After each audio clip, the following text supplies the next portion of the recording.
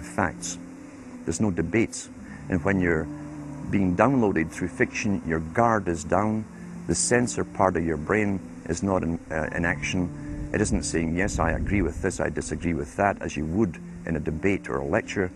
You're actually in an alpha state, being completely downloaded with new ideas.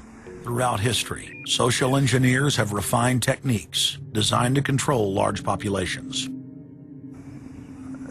About 100 years ago, this big organization with many branches, they wanted to rule the world basically using Britain as a nucleus of a system, an embryo, which also was going to be joined with the US under the Anglo-American establishment, wrote about the kind of culture and the changes of culture over a 100-year period that they would actually design, implement and bring in. And H.G. Wells talked about it too. He talked about arenas. He says arenas could be put up across the world for sports, for instance. Now at that time, sports was something that children, school children were into. Adults became adults and got onto adult things. So it was unimaginable at the time that people could actually believe that there was even a need for adult sports and entertainment, never mind having arenas built across the world. But he said we can do this and foist basically a sports culture for the males. Using a tribal system, we're all tribal to an extent, that's why we even bother to vote for a tribal leader. This is well understood, that's why we're supplied with these leaders. And because the average man was to become more disengaged from his own destiny as the expert class arose, it was decided that the males would get their outlet basically, gradually becoming helpless as males through sports. Therefore they'd have a tribal team they could identify with, they could cheer them on as they were winning.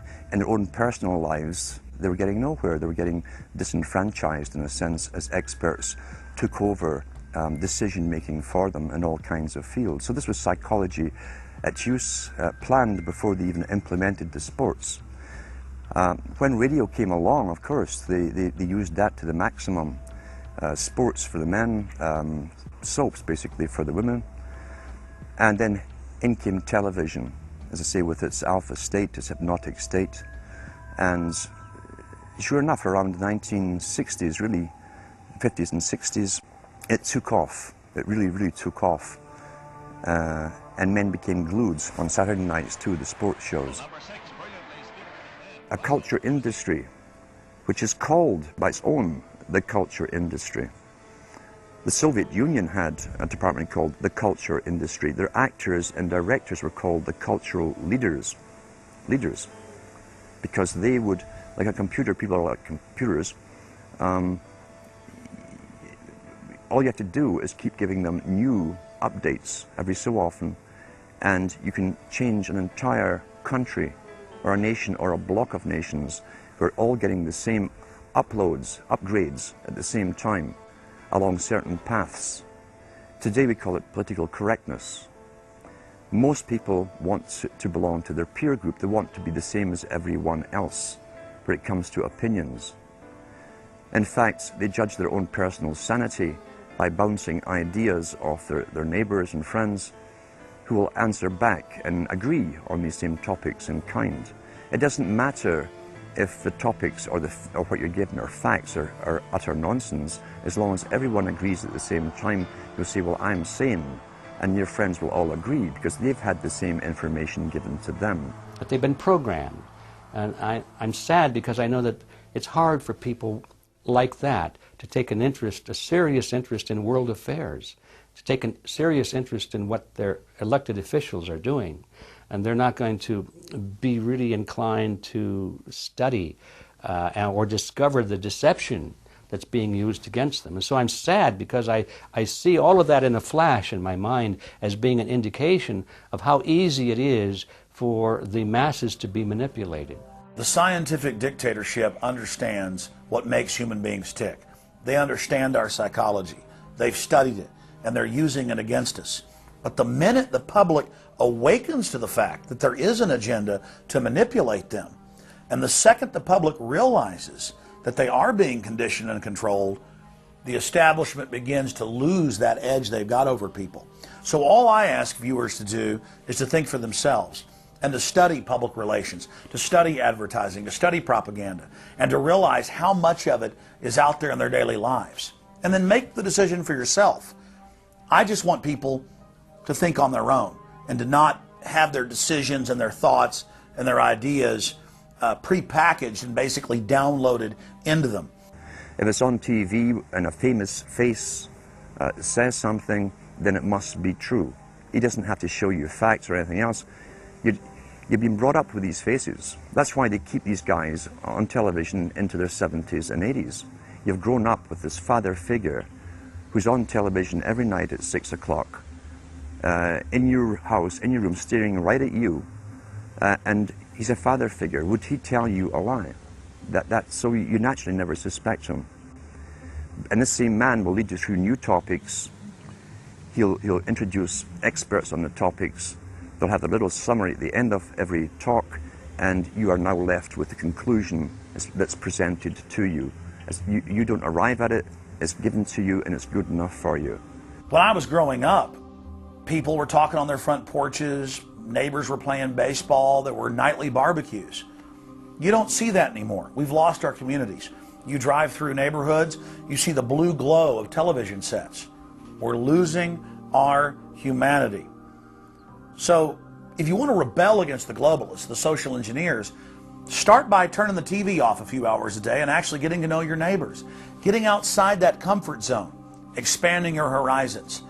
By coming together as communities, by getting to know our neighbors, we defeat the social engineers. We're programmed today perfectly, just like machines.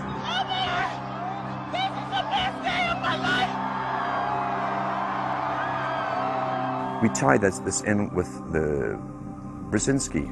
Brzezinski said in 2 Ages, now this guy was way up with the NSA. He's a master geopolitician.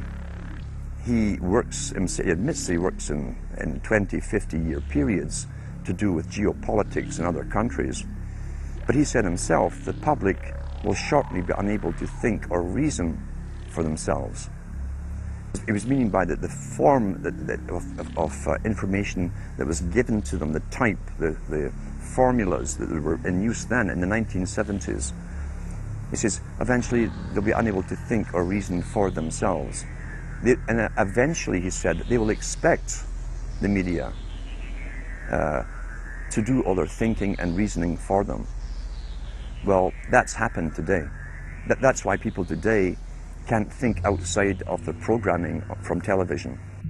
Zbigniew Brzezinski, Obama's main foreign policy advisor, talks about how a cult of personality can be artificially manufactured to influence the masses. In the first months of my administration, to pull our economy... Oh, goodness. Sorry about that, guys. To pull our economy back from the brink, including the largest and most sweeping economic recovery plan in our nation's history. We're gullible, but we're also willingly gullible. We want a human being, a big daddy, to come along and make everything right for us. And as long as we believe that, we'll always basically get shafted. In addition to John, sorry, I just noticed that I jumped the gun here. Go ahead and move it up. I'd already introduced all you guys. It's the presidential reality show. But when it became an Oprah production, it became slick. You don't have a president, you have an actor. They say that politics is show business for ugly people. You got it. What am I going to tell the president when I tell him his teleprompter is broken? What will he do then? It's Obama's role to front for the international banking syndicate and to take all the heat for their unpopular agenda. It's his job to convince the American people that the buck actually stops at the White House. In Brzezinski's book, Between Two Ages, he said eventually we shall put presidents in who will have personality cults. We shall create massive personality cults for these people through the same techniques as Hollywood has used. Obama is that man today. The globalists, who know that Obama is going to promote their plan, want to make him such a superhero that nobody will question what he's doing. They'll be so preoccupied with who he is, or where he is, or what he's saying, or what he's wearing, or something like that. The idea of making him into a celebrity is very valuable because that way people are less inclined to ask, what is he doing? So that's very useful to these people. Similar plans of social control have been continuously carried out by operatives of the Ford Foundation, who Obama has worked for over the last 30 years. Many of the strategies used to control populations were originally developed by Edward Bernays, who coined the phrase public relations. Bernays said that if you manufacture an authoritative figure who repeats the same messages over and over, that this